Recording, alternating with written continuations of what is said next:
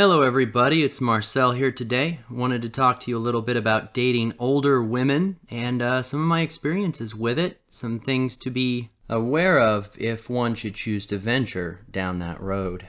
So first of all, some of my experiences. The biggest age gap that I've ever had when dating an older woman was when I was about 18 years old and she was 38, so that'd be 20 years. I may have spoken about her in one of my previous videos. She claimed to be the manager of a strip club. She had quite the body on her. Covered in tattoos. Well done, tattoos. We only dated for a couple of months. She had a very different personality than I was used to. One day I went up to her and asked her if she wanted to go for a ride on my motorcycle. And I had a little enduro, so little 125cc motorcycle. And she goes, sure, yeah, we'll go out for a ride. And she goes into the bedroom and doesn't come out for 30 or 40 minutes. She was in there changing for a while. And when she finally does, it was getting dark. And she was covered head to toe in leathers, in street leathers, like she was going out on a Harley. And I got to tell you, that was the most damn embarrassing time of my life. I mean, not that she was dressed up that way. She looked hot.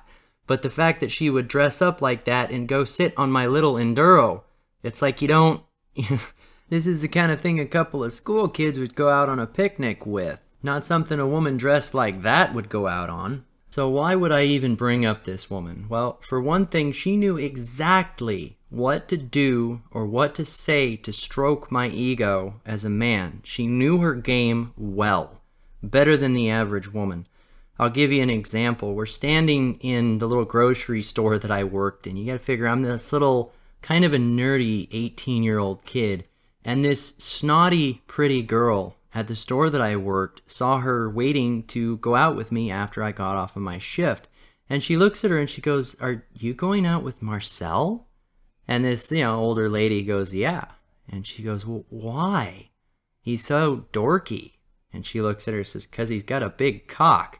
Says it loud enough that I could hear it, and she did it intentionally. I had no defenses against that kind of flattery. I didn't even know how to respond to it. Now, fortunately for me, she blew it when she started asking me to pick her up groceries from the store, because it's like, why am I picking you up groceries? This doesn't make any sense.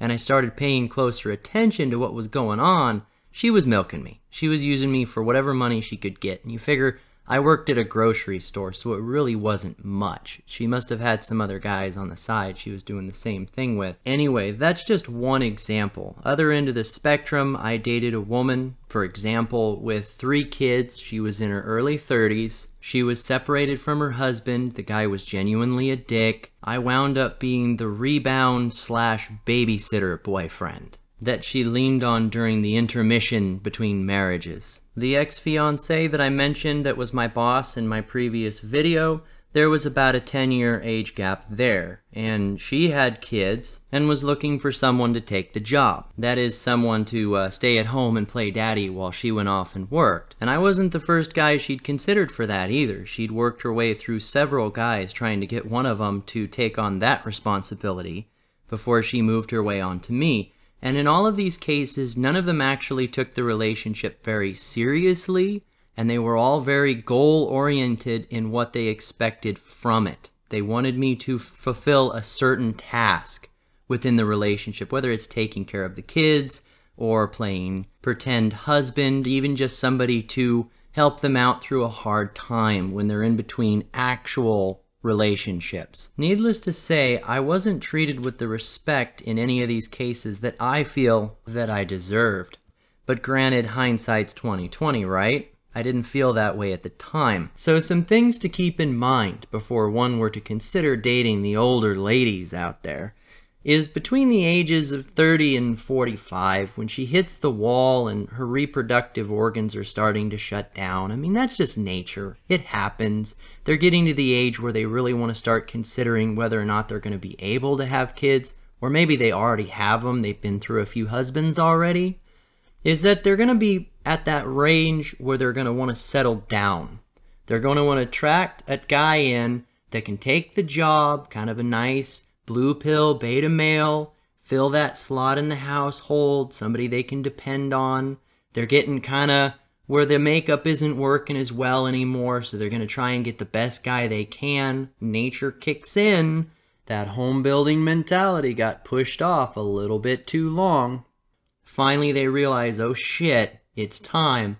I'm going to settle down. How likely is it that these young, impressionable guys that just maybe want to get laid or want to have a good time, aren't that experienced, are going to come along, and these women are going to have that experience to know exactly what to say, how to please the guy to where he's going to be happy and thinking everything is perfect. They're going to latch onto him and hold onto him tight and not let go. The claws will have sunk in deep. So here's some things to remember. The thought that she already has kids is not security that she won't want more. If you've already got 3 or 4 kids, adding another is not a huge thing, and it's just enough to catch a guy permanently, right? Secondly, if she doesn't have kids, odds are at that age she's going to want them. Furthermore, something to consider is, granted, yes, they usually are a lot better at what they do, but that comes from experience, and experience equates to mileage. Then there's the possibility of coming across a 35-year-old virgin, and I would be asking the question, why? If it's even true, why is it she couldn't get a relationship for 35 years? Was she that deep in an office, or does she have something going on that no guy would want to get near her? Something to consider. And then you got the concept of befriending them to kind of keep the younger girls at bay, basically compete them against each other to where the young girls won't bother you as much. One of my viewers mentioned that a few days ago, and you know it's a good point. It's going to be less likely for the younger ones to bother you because they'd go chase them off.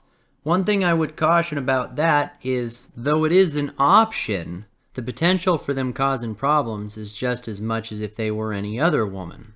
The amount of risk a person has being in a relationship or a friendship with a woman is present regardless of her age. It just changes in degree. See, for the average person, they never do something for free. Most individuals do not act completely selflessly, and it's not a charity. They're getting something out of being a person's friend, acquaintance, boyfriend, girlfriend. There's something in it for them. That's how most of us act, right? My policy is to assume that anybody that's being nice to me is up to something.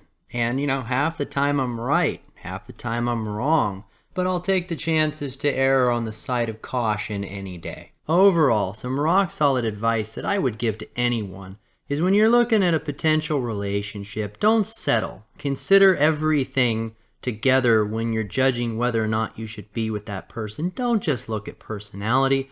Look at the quality of life you're going to have with them. How much are you sacrificing to be with that person? What are you giving up? Are you giving up an entire future? Are you taking on half a dozen kids? Consider that, because it's the rest of your life that you're looking at with that individual. And if they have kids, that is part of them. You don't get to push them aside. When you get into a relationship with someone, take any argument against the idea of wearing condoms or worrying about getting pregnant or birth control as a massive red flag. Assume that any new relationship, or even an older one, has the potential to become pregnant at any time if the woman so chooses it. It's not worth the risk. Maintain control of yourself. These older girls that are getting close to the wall are going to be the ones that are the highest risk when it comes to nest building, sure, but it's a problem at any age that can happen. If a guy were to get with a woman solely because of her looks, no judgment passed for it, it's worth considering how well she takes care of herself and how old she is, because odds are those looks are not going to keep, and that's based on the grounds that they were a defining factor as to why the guy's with her in the first place. And let's admit it, guys are pretty big on looks, so it's not a far stretch. Okay, so that's about all I have to say on that topic for today. So in case you didn't notice, I did a different style of recording while making this video. A bit more free form, a little less editing. Let me know if it works, if you like it. If you don't like it, let me know then too. I'll go back to the style I was doing before. This should come across a little faster pace, more natural, and I can produce faster content this way. So hopefully it works. As for the topic, let me know if you agree, disagree down below, and if you want to hear more like this, like and subscribe.